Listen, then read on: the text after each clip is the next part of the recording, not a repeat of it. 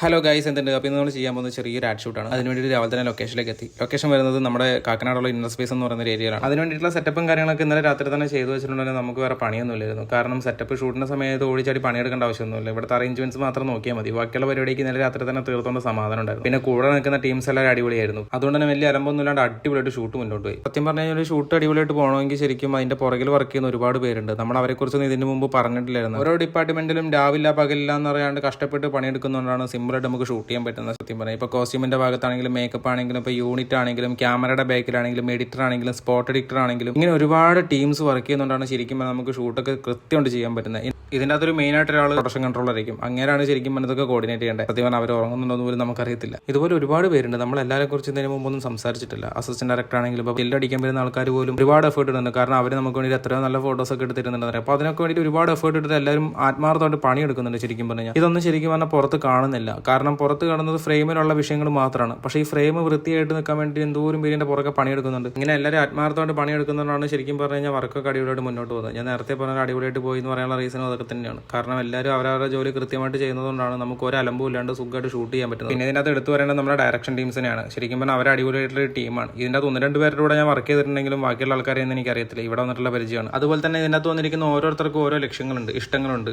ആഗ്രഹങ്ങളുണ്ട്. അതിന് വേണ്ടിയിട്ടാണ് ഇവർ ഇത്രയും കഷ്ടപ്പെട്ട് ഇതിന്റെ പുറകെ നിൽക്കുന്നത്. ഇപ്പം ഞാൻ ഉൾപ്പെടെയുള്ള ആൾക്കാർക്ക് ഓരോ ലക്ഷ്യങ്ങളാണ്. ഇന്നലേക്ക് നാളെ രക്ഷപ്പെടുന്നുള്ള ഒറ്റ പ്രതീക്ഷ. അതിന് വേണ്ടിയിട്ടാണ് ആത്മാർത്ഥത്തോടെ ഇങ്ങനെ പണിയെടുക്കുന്നത്. ഇതിനകത്ത് പല ആൾക്കാരും ഉറങ്ങിയിട്ട് ചിലപ്പോൾ ദിവസങ്ങളായിട്ടുണ്ടാവും, പ്രത്യേകിച്ച് അസിസ്റ്റന്റ് ഡയറക്ടേഴ്സ്. അപ്പോൾ അവരൊക്കെ ഒരുപാട് കഷ്ടപ്പെട്ട് പണിയെടുക്കുന്നത് രക്ഷപ്പെടാൻ വേണ്ടി മാത്രമാണ്. അതിന് വേണ്ടിയിട്ട് ഇവരൊക്കെ ഇനിയും പണിയെടുക്കാൻ തയ്യാറാണ്, ഇനിയും കഷ്ടപ്പെടാൻ തയ്യാറാണ്. അപ്പോൾ നമ്മൾ ഷൂട്ട് ഏകദേശം തീരുമാനമായിട്ടുണ്ട്. ഒരു 2-3 ഷോട്ടും കൂടി എടുത്ത് കഴിഞ്ഞിട്ടുണ്ടെങ്കിൽ നമ്മൾ ഷൂട്ട് പാക്കപ്പ് ആയിരിക്കും. അപ്പോൾ ഇത്രയും നല്ല ടീമിലൂടെ വർക്ക് ചെയ്യാൻ പറ്റിയ ഒരുപാട് സന്തോഷമുണ്ട്. അപ്പോൾ ടാറ്റ ബൈ ബൈ.